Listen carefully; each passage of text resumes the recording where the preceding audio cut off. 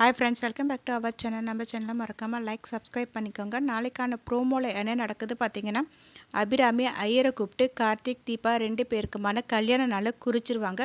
கார்த்திக் எதுவுமே பேசாமல் அமைதியாக இருப்பாங்க. அதை பார்த்தா கீதா செம்மையாக டென்ஷன் ஆகிட்டு ரூமுக்கு வந்துடுவாங்க. கார்த்திக்கும் பார்த்தீங்கன்னா பின்னாடியே வருவாங்க.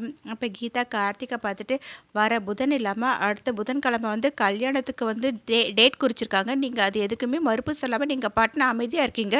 உங்கள் அம்மா தான் என்னை தீபான்னு நினச்சிக்கிட்டு கல்யாண ஏற்பாடுலாம் பண்ணிகிட்ருக்காங்க.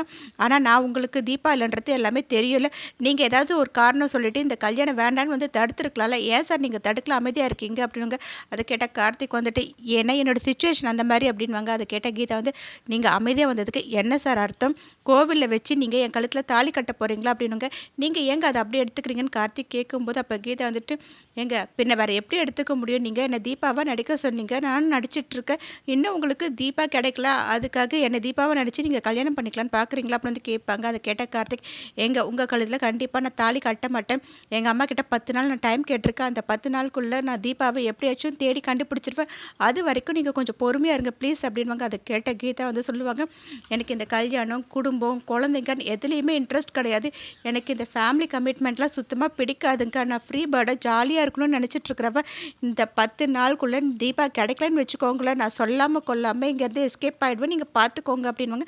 அதை கேட்ட கார்த்திக்கும், அது எதுக்குமே அவசியம் இருக்காதுங்க. நான் 10 நாளுக்குள்ளே தீபாவை கண்டிப்பாக கண்டுபிடிச்சிருவேன்.